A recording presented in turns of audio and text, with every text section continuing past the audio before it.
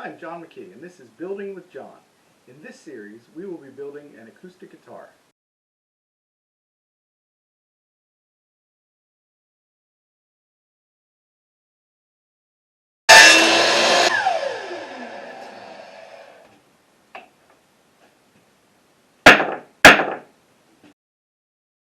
Hi, welcome back.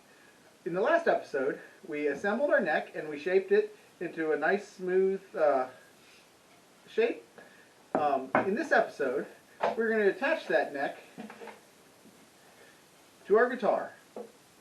We're also going to create our fingerboard and attach that to the neck from this piece of unslotted ebony.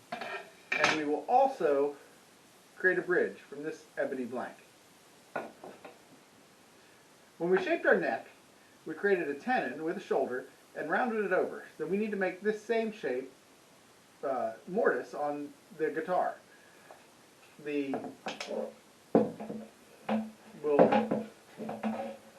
create a mortise in the guitar. The neck will slide in, and then we'll bolt it together. So before we can begin, we need to clean up the top where it connects to the body. We want this to be flush on the back side so that we get a nice connection. So to do that,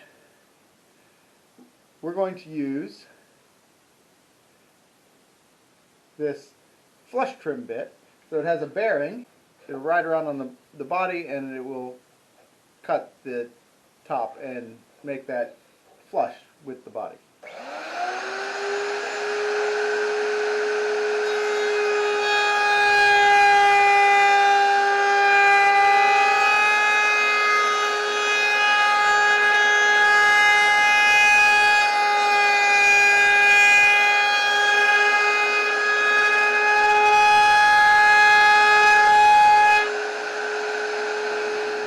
In order to make sure it's nice and smooth before we try to attach our neck, we just need to use a sanding block and a piece of sandpaper and run across the joint.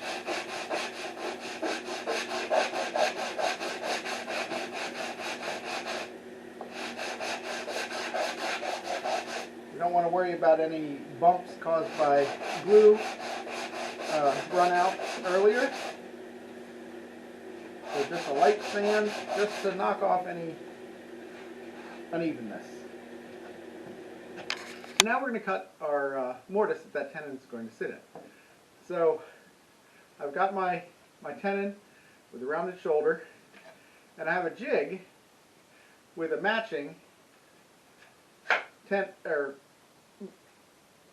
slot with a rounded end in it, and it fits exactly the size of the mortise I cut. And we're going to use this jig on the guitar to cut that mortise. So for this jig, it has two forks that stick out, overlap where that mortise is, and these two forks fit on either side of the block at the end that's holding the guitar together, and they're just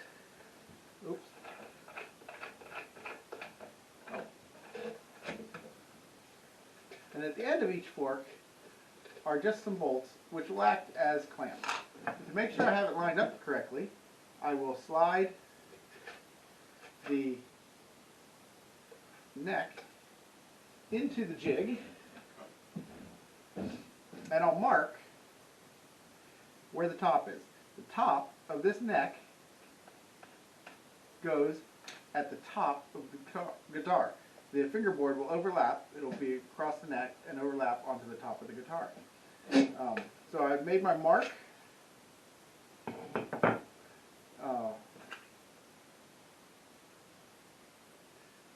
So I've marked where the neck is. So this space is that mortise we're going to cut. So let's put the jig on the guitar and get a cut. So the jig will just slide on either side of the block, which keeps it square. And we're going to line it up so the marks we made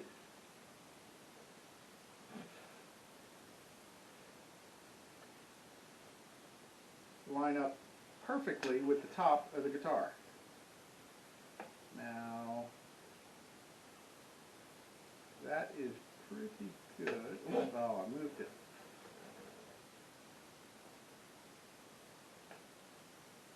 And so this jig is made out of plexiglass, so I can see through it. It's opaque, but I can still see through it to the top, so I can line it up just right.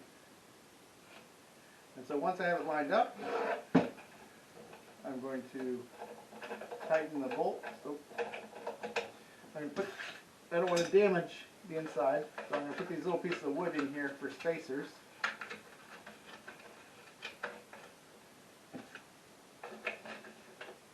Then I'm going to just tighten the bolts up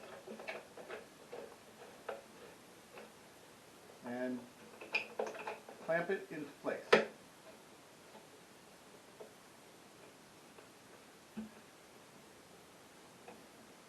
So after it is clamped into place,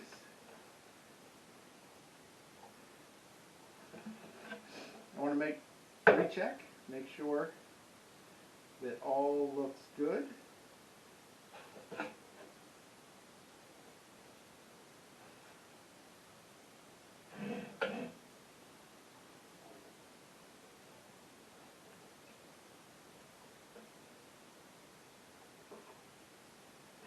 And that looks pretty good.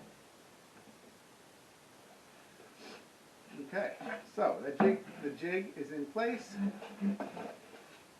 You can see that we will use the router and we will cut out that space. I could do this on the router table as I was using before. However, that would make this a blind cut with this jig, because it would be upside down and I wouldn't really get to see the cutting. So I want to do this with a handheld router. So I attached this piece of scrap wood to the block on the guitar. I'm going to clamp that to the work table.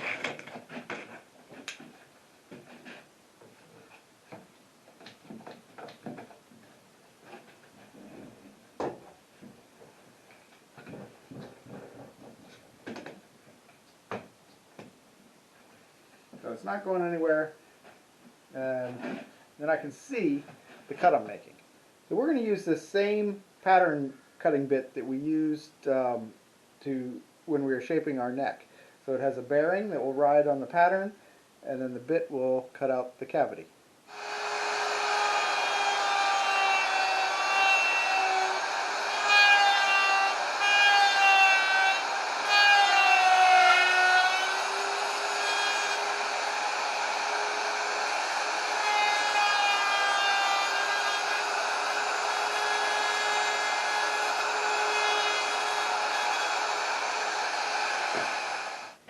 So, now we're going to remove the jig and cut it to depth.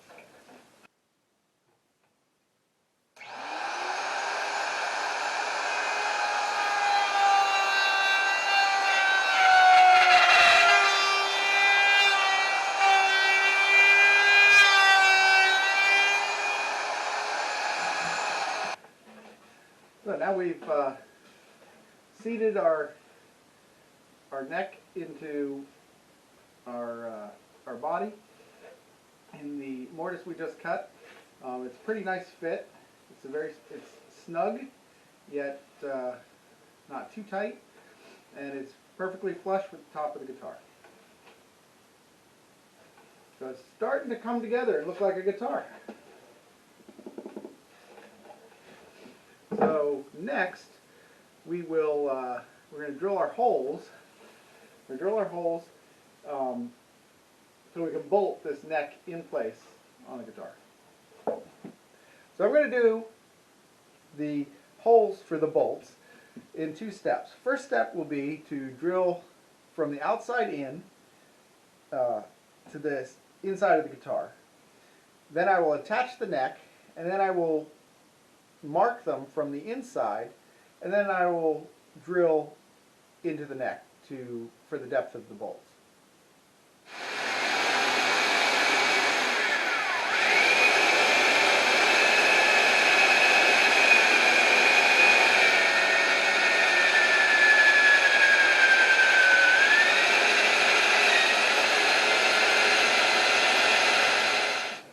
With the neck in place, it's laying flat on the workbench, it's flush to the top, everything is snug and exactly where it's supposed to be.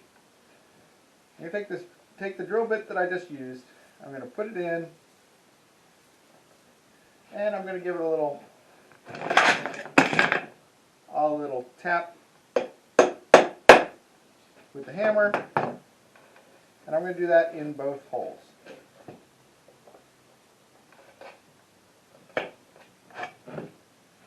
So this will mark where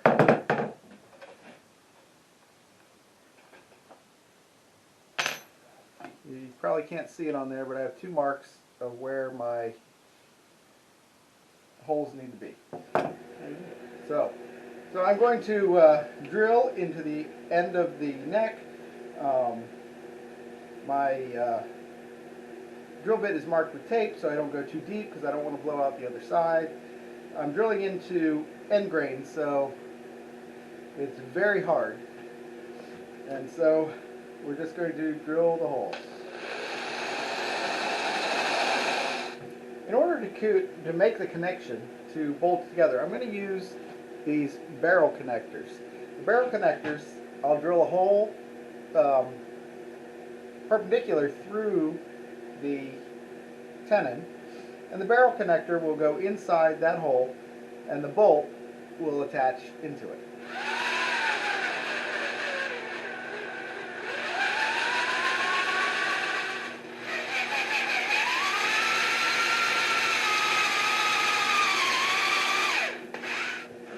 I have 2 holes that the barrels will go in, like that, and the bolts will come in and connect. So now we're going to attach the neck to the guitar. And we'll take it off here again, but this is to verify that everything fits as we expect. We use these connecting bolts. They have a flat head on them, and the barrel inside those holes we just drilled in the neck. So we're going to press our barrel connectors in. They have a flathead screw on one side so you can turn them once they're in, and the flathead screw slots lines up with the hole.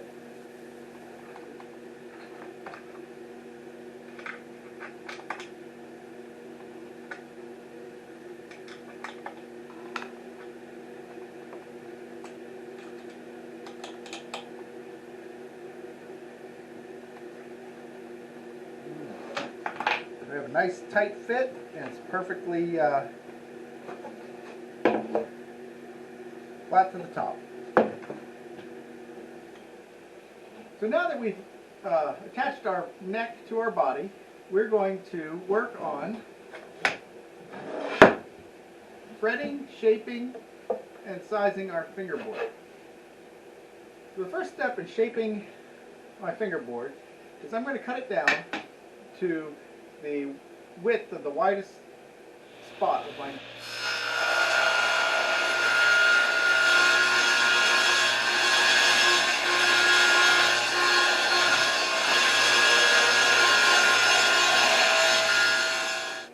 Now that we have the fingerboard cut down to width, it's time to mark out and cut the fret slots. So I'm going to just start with I got my fret chart, I got my sharp pencil, a piece of sandpaper so I can keep that point really sharp and have very precise markings. And because I'm old, I'm going to take my glasses off to look.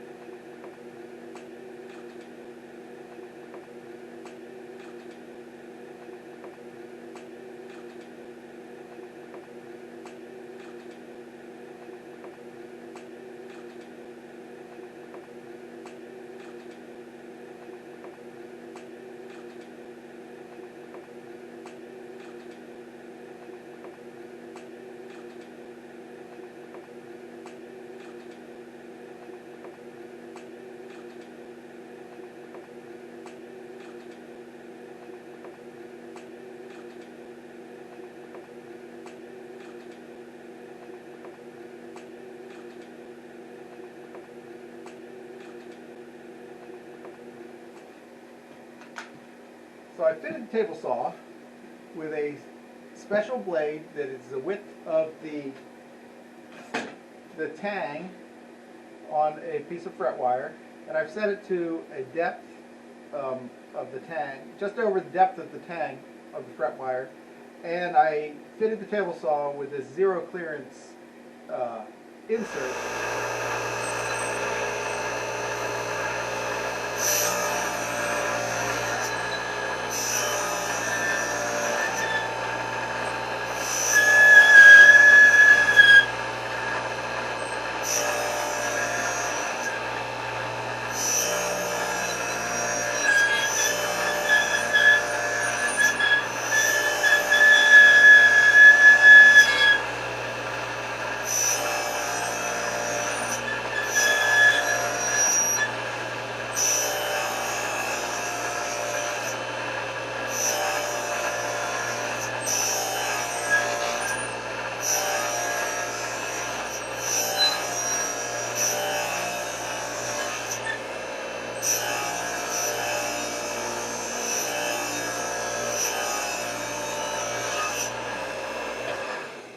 Now that we have our fingerboard slotted, we can attach it to our neck.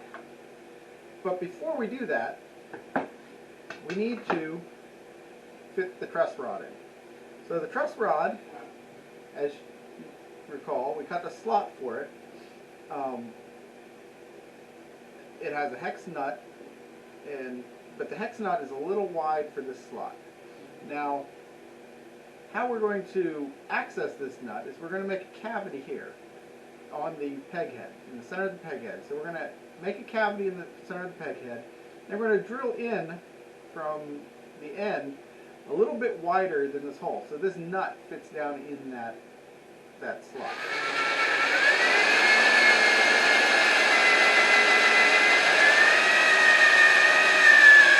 Instead of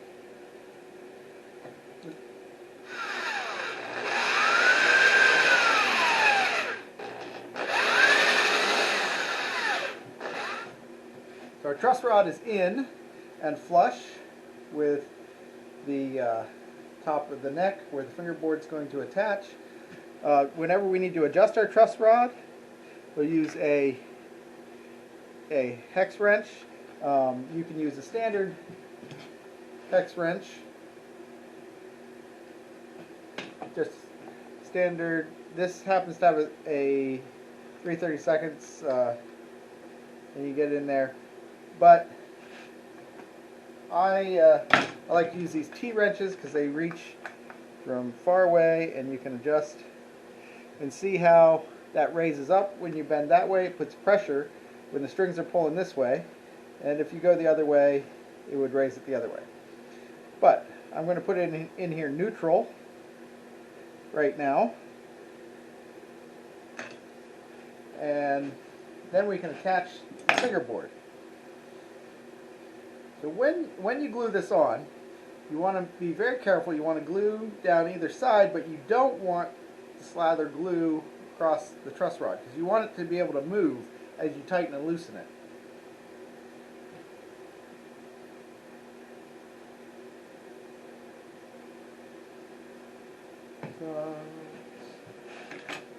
So you want to make sure your far apart frets are at your nut end when you glue this on.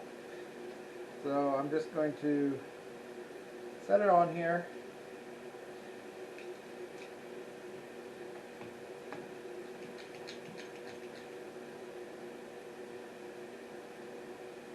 Very generously.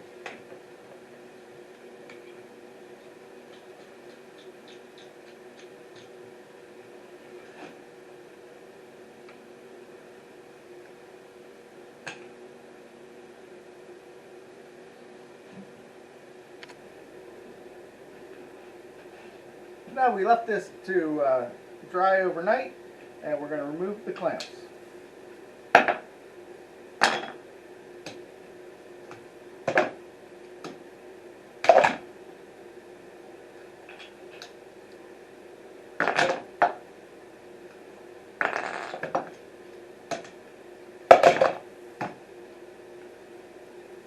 So here we have our slotted fingerboard attached to our neck, and now we need to profile the fingerboard. So we have our router set up with a flush trim bit. The bearing will ride along the neck, and we'll trim off the fingerboard so it's profiled the same as the neck.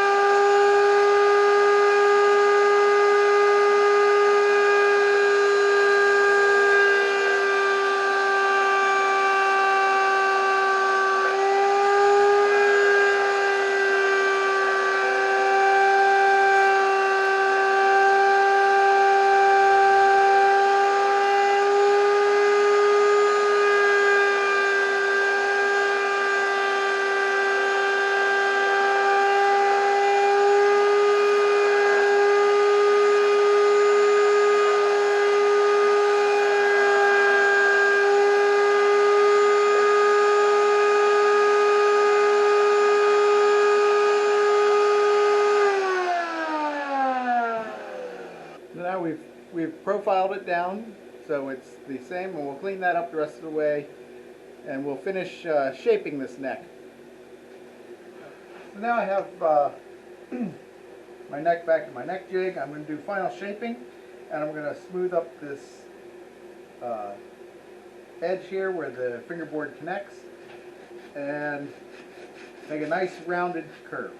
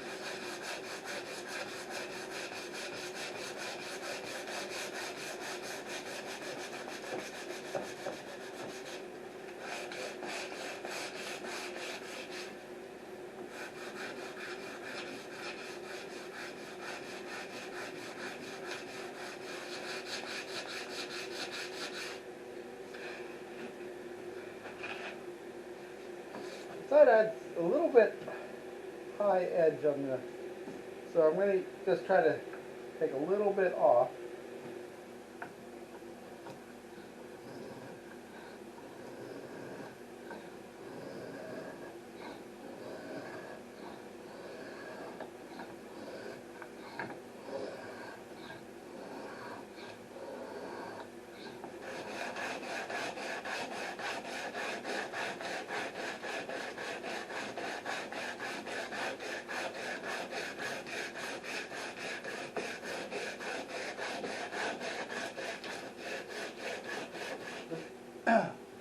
So before I go any further, I want to trim off this fingerboard to the length.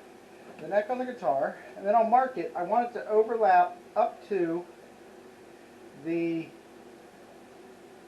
inside ring of my rosette. So I have my black ring, and I want the fingerboard to overlap up that black paper.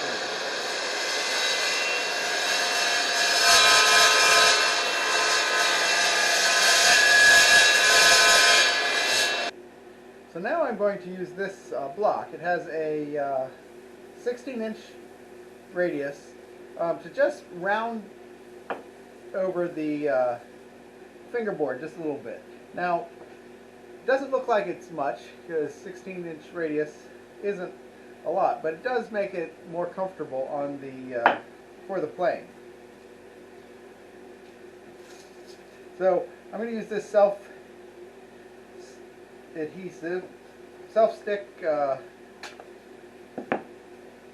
adhesive sandpaper you can get at guitar supply centers. And then I'm just going to make sure that I'm moving my block centered on my... Now getting it started and keeping it centered is the challenging part. But once you get that curve started, it will guide itself.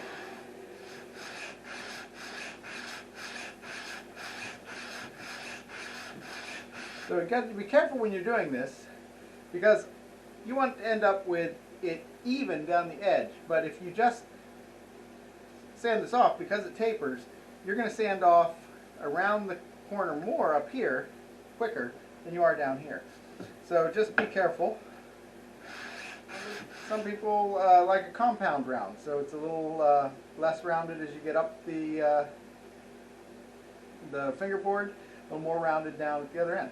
So,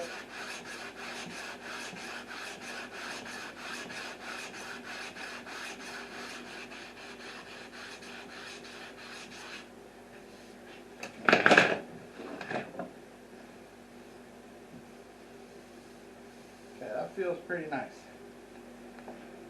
So we're going to now put our markers in. So we're going to 3, 5, 7, 9, and 12. So if you so we're going to do it similar to what's on this guitar. You get it all in the camera. So we have 3, 5, 7, 9, and 12 markers. So we're going to do it on top, center them, have 2 at 12, and then we're going to put side dots to match. So we're going to inlay these dots in this simple dot pattern. So we'll have 3, 5, 7, and 9 in the center, and then at 12 we'll have a double to indicate 12. Because the 12th fret is halfway in your scale. So to do that, we're going to use a Forstner bit, which will give it a flat bottom to the hole. And we don't want to go very deep because these are very thin.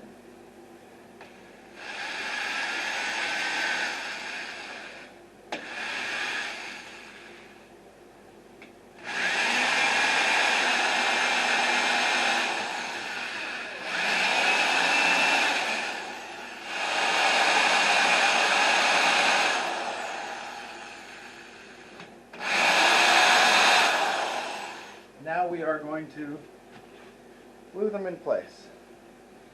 Oops. So I'm going to just lay them out here next to, make it easy.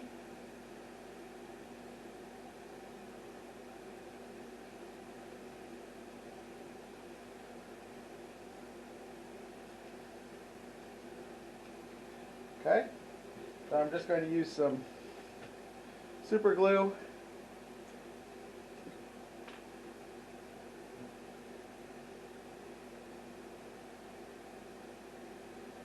And then slide them into place.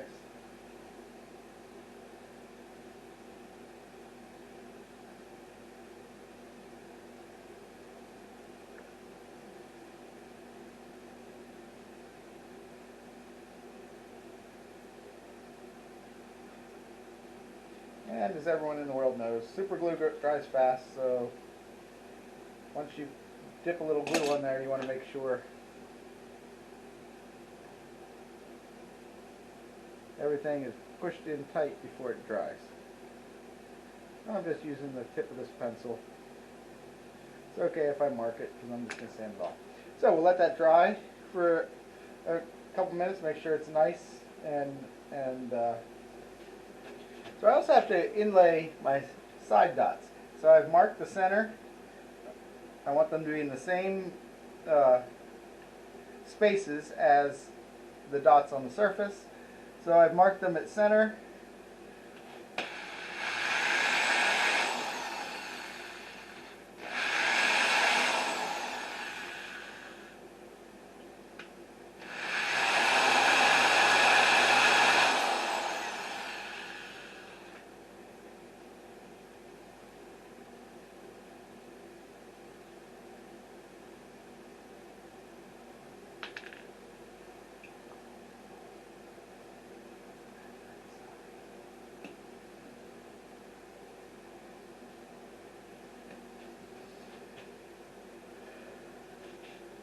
Okay, here's my lid, and we let that dry.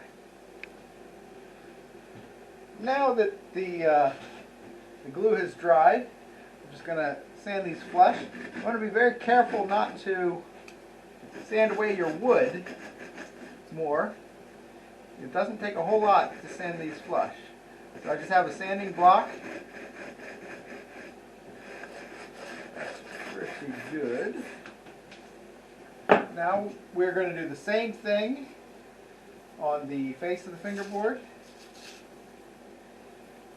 We're going to use our same radius block that we used to shape the fingerboard, and we're just going to knock off those high spots. And since I already radiused the fingerboard, I don't want to take a lot off, but I am going to do a final sanding after I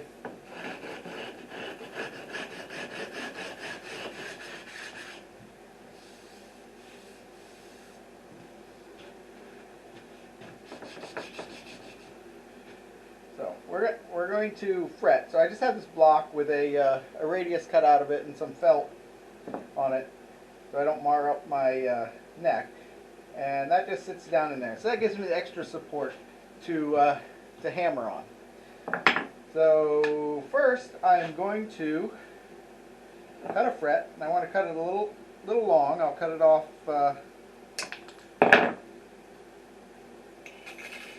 and I'm going to radius it a little bit. And I don't have a jig for this, so I'll just bend it in my fingers.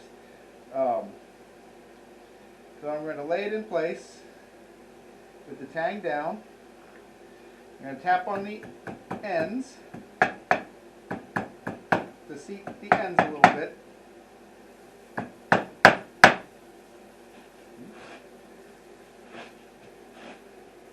Of course, that one does not want to seat.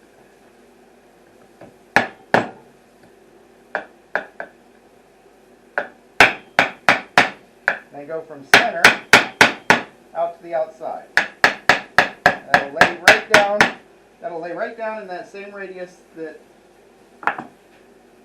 you just cut. So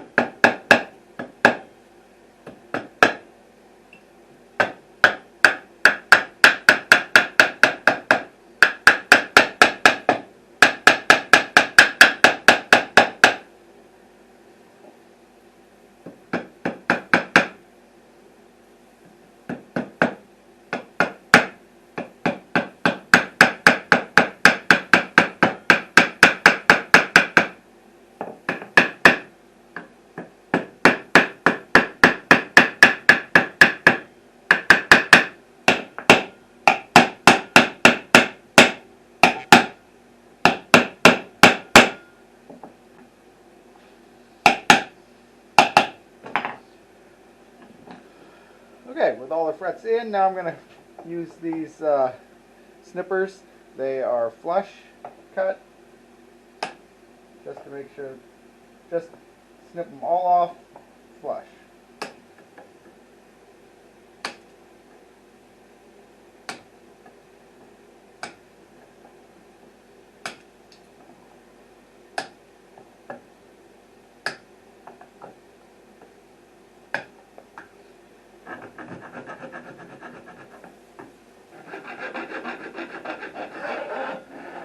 All the way down.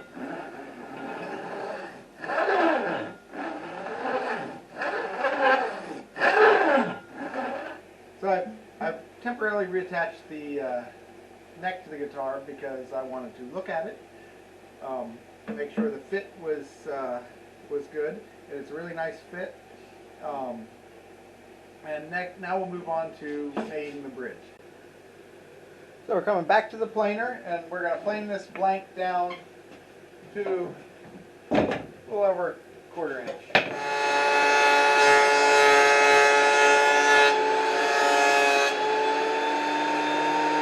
So I have my ebony blank planed down.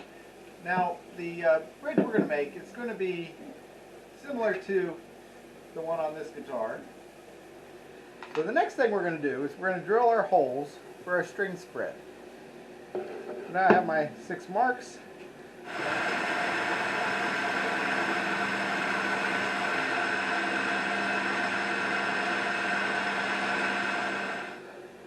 So in an ideal massless world, your saddle would be straight across on your bridge. But to account for the mass of the strings, we need to add a little compensation to either end.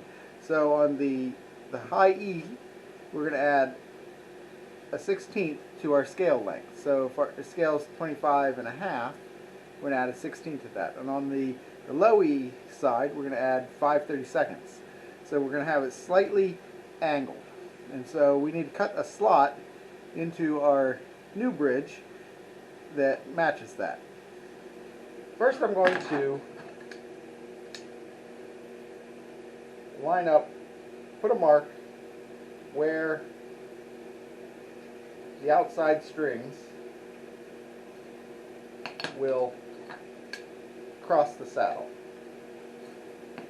My saddle to be about an 1/8 inch inside, or from the edge of the bridge. With the high end E string, I want an offset, add an offset of a 1/16 of an inch. The low end, the bass side, I want 5/32. So I'm going to mark another 1/8 inch from that mark.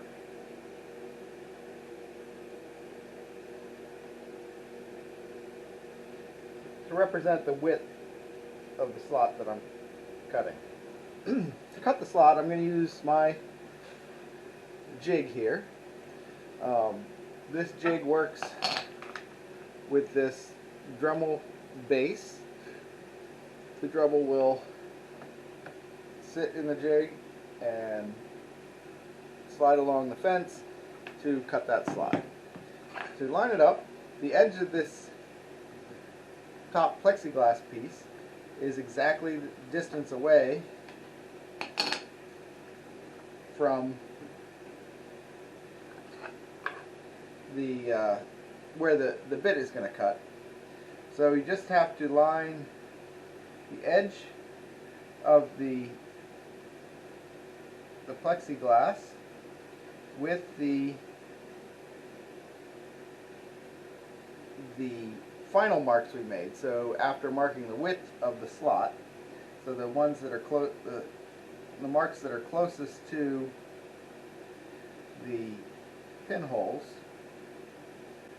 line it up exactly on those marks, tighten it down,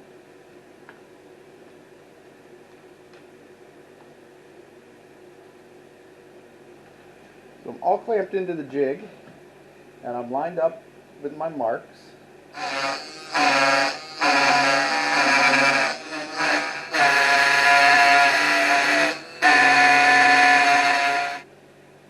We have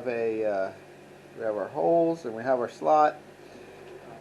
Now the final step in shaping my bridge is I wanted it to be a nice smooth oval shape. So I'm going to take this washer as a guide, and I'm just going to mark rounding off the corners. So I simply put a piece of my self-adhesive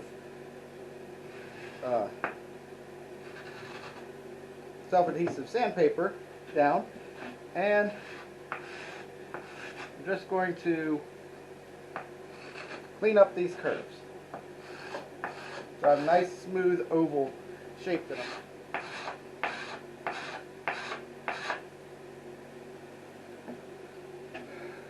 So we have a nice smooth oval shaped bridge with a slot and pinholes.